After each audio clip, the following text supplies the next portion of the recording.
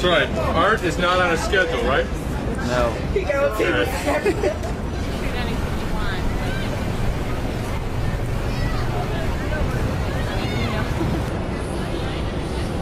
Hello, my name is Brian Bonebrake. I'm a TA here at the School of the Art Institute of Chicago, and my job here is to perform duties, get the kids organized, have them go through their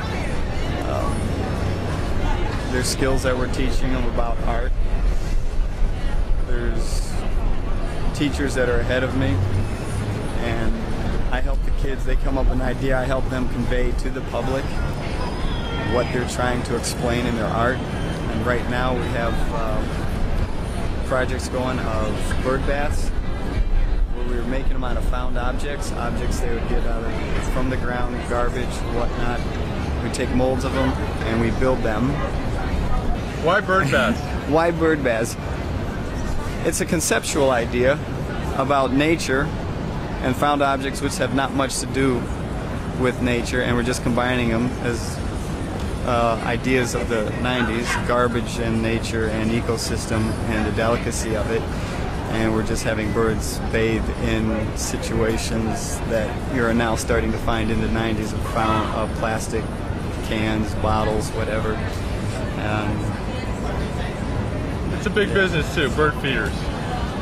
Yes, if people have gardens, and in the city not many do, but if they do have a garden, they would like to have birds visit their gardens. Bird baths are a good way to invite the birds into their surroundings that they're trying to create. Yes. What kind of influences do you see on the kids today? Where are they getting their art from? From their neighborhoods, the streets they live on, the ones that they walk to school, in the bus, in the subways. As they're just kicking down the street, looking down, they'll pick something up, jumper cables. Mostly a lot of crushed plastic, since that's what you mostly find, what does not decay at all, and it stays pretty fresh and it's easy to spot. Very few things out of paper, very few things out of metal.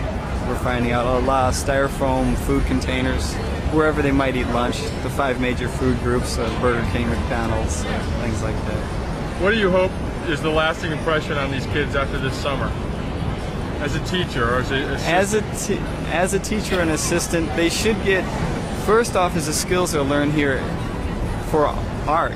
The skills of mold making, creativity, how to put objects together, how to make objects relate to one another so that it comes to a conclusive type of idea that conveys their ideas of where they live, where they come from, their neighborhoods. Also the skills, how to work with clay, how to work with plaster, how to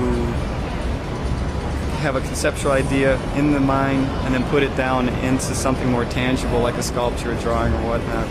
Yeah, we've had a couple kids that we thought would just never get a grip of this whole thing, and just through hands-on experience they are now doing work that we didn't think they'd even be interested in because they're low level of enthusiasm the first week.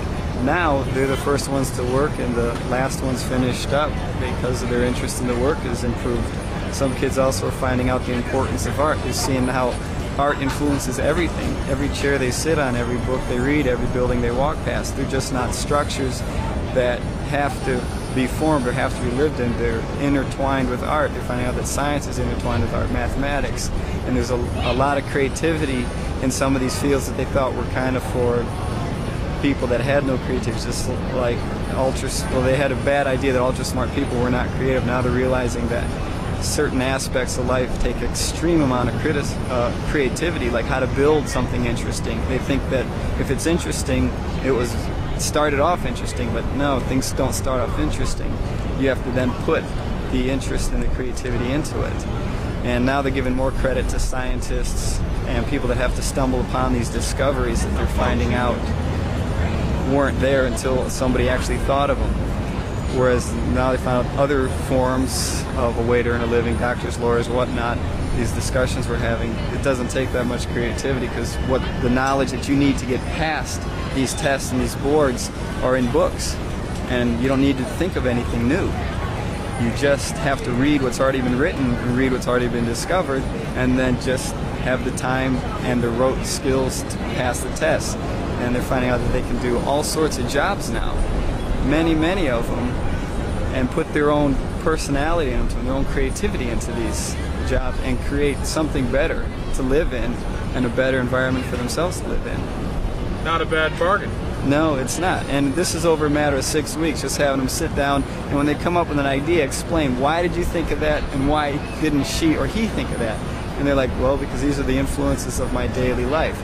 And that's where you got to explain that each person is an individual, and each person will come up with their own ideas if you just sometimes knock it out of them, or they knock it out of themselves. But either way, it has to be some sort of consent to realize this, and how they all have the ideas, but how they get them to the surface and realize these are my ideas and these are very creative.